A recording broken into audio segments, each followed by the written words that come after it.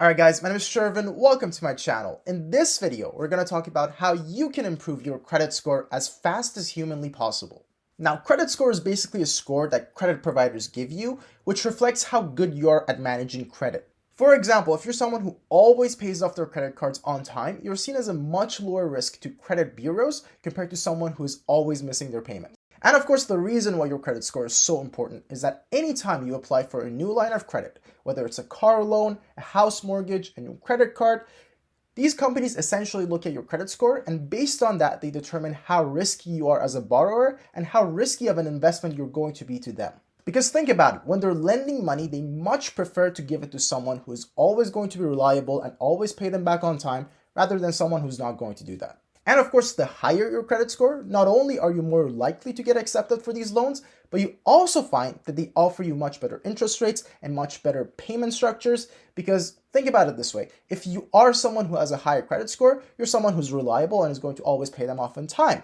And that's exactly what companies are looking for, right? So if they find that you're a valuable customer who's always going to pay them back on time, they're going to do everything in their power to get you as their customer. And they're going to offer you competitive rates so that they get you as a customer and they don't lose you to someone else. So because of this, and especially if you're someone who's a little bit younger, it's very important that you start building your credit score as soon as possible. Because guess what? We're all going to have times in our lives when we have to borrow money, whether it's for a house or for a car, or you want to open a new credit card. We're always going to have to rely on our credit score at some point. So it's very important that we start building it and maintaining it at a high level so that we can always get the best deals possible. So if you watch till the end of this video, I'm going to walk you through exactly what factors determine your credit score and how you can go about improving your credit score as fast as humanly possible so that you can start getting those great deals as soon as you can. And all that I ask for in return is that if you enjoy this video, make sure to smash that subscribe button down below and join the family. I make new videos on personal finance, banking, and investing all the time. And by subscribing to the channel, you get to see all those videos right as they come out.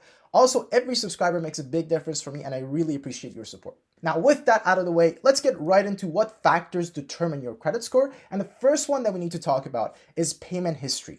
Now, payment history makes up 35% of your score. And all you need to do in order to make sure you get maximum points in this category is to just pay off your credit every single month on time. Now, of course, this means that you should never spend more money than you can afford to pay off right away on your credit card. If you do end up doing that, you're going to find yourself in these situations where maybe you spend too much money on your credit card and you don't have quite enough in your checking account to just cover it right away. So maybe you end up missing a payment, right? That's not what we want. That's going to hurt your credit score quite a bit. And it's just not good practice anyways, because you have to pay a lot of interest on that as well. It's just not good in any way, shape, or form. You just want to make sure you always only spend what you can afford to pay off right away and don't spend more than that at any cost. So as long as you're careful about that, and as long as you make sure you pay off your credit every single month on time and in full, you should be able to get maximum points in this category. Next up, we have credit utilization. And this one makes up 30% of your score and is another one that is quite easy to manage, because all you need to do in order to make sure you get maximum points in this category is to keep your credit utilizations lower than 10%. For example, this means that if you have $10,000 of credit available to you, you only use $1,000 of that before you pay it off. So just make sure whatever amount of credit you have available to you, you never use more than 10%, as this might hurt your credit utilization score, which will bring down your overall score at least a little bit. Next up, we have length of credit history, and this one makes up 15% of your score. Now, the score that you receive in this category essentially depends on how long on average your different lines of credit have been available for. So for example, let's say if you've had one credit card open for the past year, let's say you've had another credit card open for the past 2 years, and you've had, let's say, a car loan for the past 3 years. Well, they average all of that out, and of course that averages out to 2 years, and that ends up being your average length of credit, and based on that, you get a score.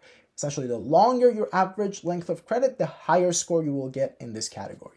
Now, of course, this means that whenever you open a new line of credit, whether it's a new loan or a new credit card or a new mortgage, you're essentially going to lower your average length of credit a little bit. So it's going to lower the score that you receive in this category just a tiny bit. And this is one of the reasons why you open up a new credit card or you get a new loan, your credit score goes a little bit lower, at least temporarily. So just make sure that as long as you have a lot of different lines of credits that you've had open for a long period of time, let's say you've had a credit card open for the past 10 years, well, now all of a sudden opening up a new credit card isn't going to damage your overall average length of credit history all that much, right? Because if you've had, let's say, 4 different credit cards and one loan for a long period of time, adding up a new one isn't going to lower your average length of credit all that much. So it's not going to affect your overall credit score as much as it would have if you only had, let's say, one credit card available for like the past 2 years. So what this means is that if you have any lines of credit that cost you nothing to keep open, you want to make sure you always keep them open. For example, if you have any credit cards that have no fees whatsoever, but you're not really using them, well, you want to make sure you keep them open anyways, because the longer they stay open, the higher your average length of credit will go, and the less your average length of credit will be impacted anytime you open up a new line of credit. So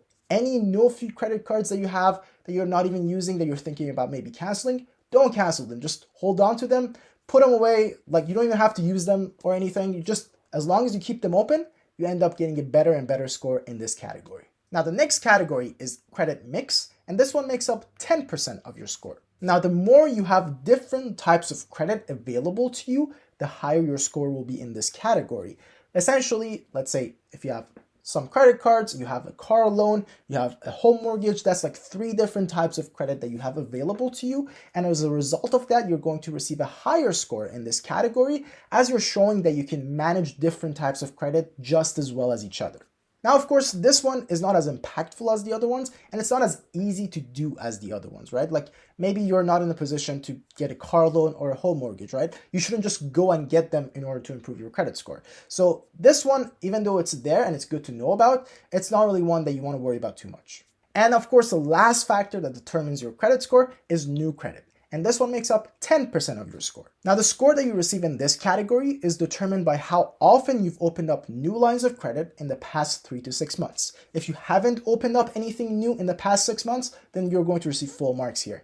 But if you have opened, let's say maybe a new credit card, or if you've received a new loan in the past 3 to 6 months, then the score that you receive in this category is going to be lowered just a little bit, at least temporarily. Now, this is mostly just a safety feature from credit bureaus because they don't want people to just go ahead and open up, let's say, 10 different credit cards at once, because they want to make sure people are not going to abuse the system. So it's only there as a safety measure, and it's not really something you have to worry about too much. Just keep in mind, if you're going to apply for a new loan or if you're going to apply for a new mortgage in the next 3 to 6 months, just make sure you don't open up any credit cards or any other lines of credit beforehand so that you don't impact your credit score. All right, so that's about it for this video. Those are the steps that you need to take in order to make sure you improve your credit score as fast as humanly possible. Let me know if you have any questions about any of these. I always respond to every single question that comes in the comment sections, so feel free to let me know. And with that said, hope you guys enjoyed that, and I will see you in the next video. Cheers.